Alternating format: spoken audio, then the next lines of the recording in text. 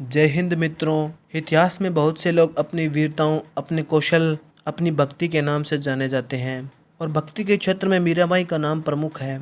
मीरा कृष्ण के प्रेम में इतना खो गई कि उन्होंने अपना सब कुछ श्री कृष्ण को समर्पित कर दिया। मीराबाई का जन्म राजस्थान के कुड़की ग्राम पाली में हुआ था। इनके पिता रतन सिंह व तत्कालीन मेड़ता नरेश दूधाजी इनके दादाजी थे।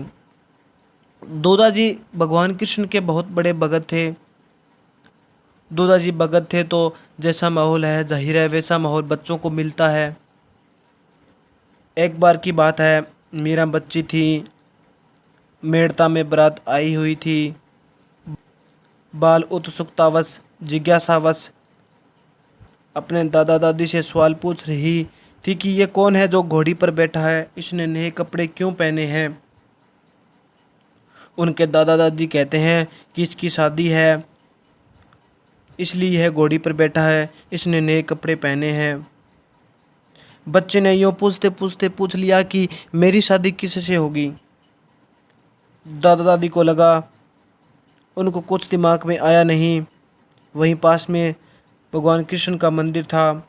उन्होंने कृष्ण की मूर्ति की ओर इशारा करते हुए कहा कि यह तुम्हारे पति हैं। मीराबाई उसी दिन के बाद भगवान कृष्ण को अपना पति मानने लग गई थी। मीरा बड़ी हुई, राणा सांगा के ज्येष्ठ पुत्र भोजराज के साथ उनका विवाह हुआ। जब वे ससुराल गई तो अपने पति से कहा कि ये संसारिक चक्कर है, ये विधि विधान करने पड़ते हैं, मैं अपना पति श्री कृष्ण को मानती हूँ। भोजराज जी क्या बेहद महान आदमी। भोजराज जी कहते हैं कि मीराबाई आप निश्चित होकर श्री कृष्ण की पूजा पाठ कीजिए। कहते हैं कि भोजराज ने कभी मीराबाई को पूजा पाठ के लिए किसी प्रकार का व्यवधान उत्पन्न नहीं किया।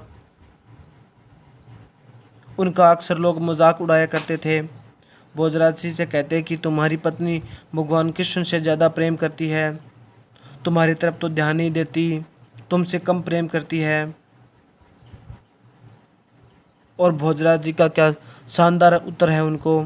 भोजराज जी कहते हैं कि तुम मूर्ख हो, तुम इस बात को क्यों नहीं लेते कि मेरी पत्नी के प्रेम के मामले में मेरी टक्कर भगवान कृष्ण से है। प्रत्यक्ष भगवान कृष्ण मेरी प्रतिद्वंदी हैं, किसी ऐसे वैसे से तो संबंध है नहीं, उससे तो प्रेम कर नहीं रही, टक्कर ली है तो भगवान से ली है। समय का कुचक्कर था कि निम्न आयु में भोजराज जी की मृत्यु हो जाती है। मध्यकालीन रीति रिवाज कहते हैं कि अक्सर राज परिवार की महिलाएं वे अपने पति के साथ सती हो जाती थी। राणा सांगा जब तक जीवित थे और राणा सांगा ने कहा मीरा भगवत महिला है, उन्हें भगवत महिला है, इन्हें भक्ति करने दी जाए। मीरा को सती नहीं किया गया। खानवा युद्ध में मीरा के पिता रतन सिंह की मृत्यु हो जाती है और खानवा युद्ध में थोड़े दिन बाद राणा सांगा की मृत्यु हो जाती है। मीरा के देवर रतन सिंह अगले राजा बनते हैं। 1531 में रतन सिंह बूंदी के सूरजमल के साथ लड़ते हुए मारे जाते हैं, जो मीरा के देवर थे। अब मेवाड़ के नए राणा बने विक्रमादित्य। इस समय मीरा और विक्रमादित्य के बीच टसल देखने को मिलती है। हुआ यूं कि रैदास जी बहुत पहुँचे हुए संत चित्तौड़ आए हुए थे, सत्संग लगा रहे थे। मीराबाई उनकी सत्संग सुनने जाया करते थे।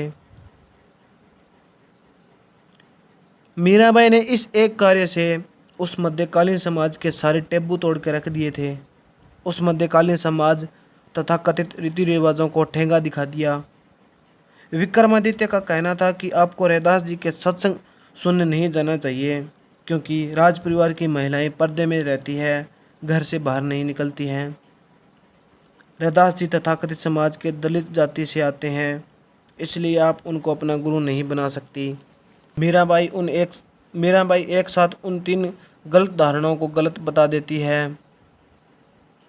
राज परिवार की महिला होने के बावजूद, विधवा होने के बावजूद महान संत रैदास को अपना गुरु मानती है। उसने एक साथ जाति पाति तोड़ने और नारी सशक्तिकरण के बिरले उदाहरण पेश कर दिए थे। कहते हैं कि विक्रमादित्य ने वहाँ ज़्यादा तंग शुरू किया तो मीराबाई वापस मेड़ता आ गई। उनके भाई जयमल यहाँ पर राज किया करते थे। थोड़े दिन रहे यहाँ, फिर जयमल से कहा कि मैं श्री कृष्ण के धाम घूमना चाहती हूँ। वहाँ मथुरा, फिर गोकुल और फिर वृंदावन, और वृंदावन से द्वारिका चले गए। कहते हैं कि द्वारिका चले गए थे तो मीराबाई के जाने के बाद मेड़ता में बहुत भयंकर अकाल पड़ा।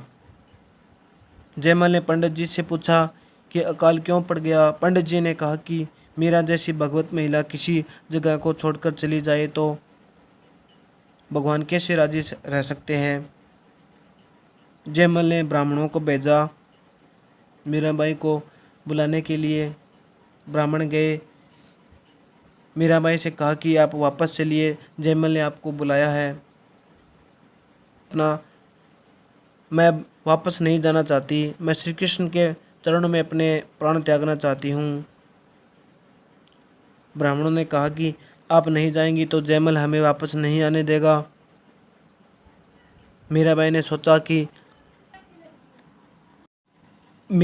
सोचा कि ब्राह्मण मर गए तो ब्रह्म हत्या का पाप लगेगा।